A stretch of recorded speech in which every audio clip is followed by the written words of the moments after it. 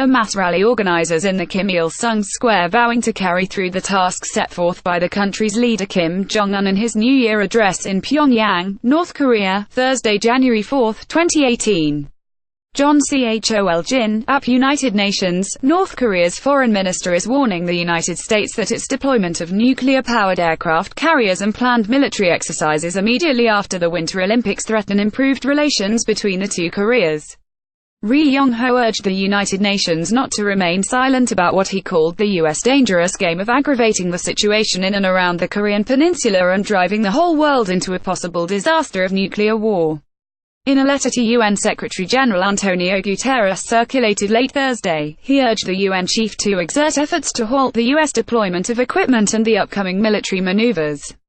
Ri warned that the U.S. military actions are aimed to provoke a nuclear war, which will undermine the improvement of inter-Korean relations and the easing of tensions. The North Korean minister also accused U.S. authorities of misleading public opinion to believe the new inter-Korean dialogue is the result of their harshest sanctions and pressure imposed on our country. Rather, Ri said, the dramatic turning point for peace and stability on the Korean peninsula where a touch-and-go war danger was prevailing is entirely thanks to the noble love for the nation by the respected comrade Kim Jong-un, North Korea's leader.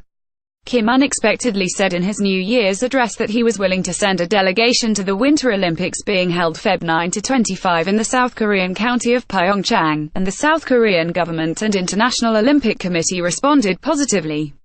As part of the rapprochement with Seoul, hundreds of North Korean officials, athletes, artists, journalists and a 230-member cheering group will be attending the Olympics, and athletes from the two Koreas will march together under a single flag during the opening ceremony. Ri asked the UN Security Council in the letter to take up the issue of welcoming the process of improved inter-Korean relations and discouraging the neighboring countries from disturbing the process. The efforts at reconciliation follow a year of heightened animosities over North Korea's increasingly sophisticated nuclear weapons and ballistic missiles, which Pyongyang says can now reach the U.S. mainland. There has been escalating rhetoric between Kim and U.S. President Donald Trump, including back and forth over their nuclear button.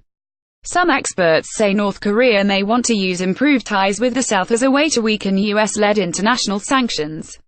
Liberal South Korean President Moon Jae-in sees the Olympics as an opportunity to resume meaningful contact with North Korea following the extended period of tension and a diplomatic stalemate over the North's nuclear and missile programs.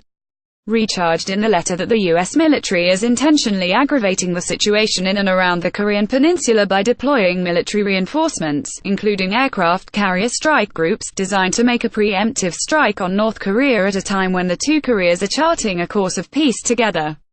This is a primary factor which would block the inter-Korean reconciliation process and drive the situation of the Korean peninsula into an unpredictable, dangerous phase, Ri warned. He said that whenever joint U.S.-South Korean exercises take place, as the U.S. has announced for immediately after the Olympics, peace and security on the peninsula are gravely threatened and the inter-Korean mistrust and confrontation reach the top.